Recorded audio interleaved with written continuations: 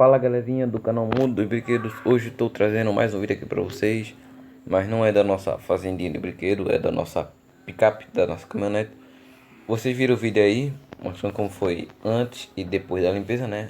Antes foi no momento da trilha, né? Depois da trilha, no caso, toda cheia de lama, tá aqui limpinha. Depois eu vou pintar ela. E pessoal, já expliquei porque não estou postando muitos vídeos, né?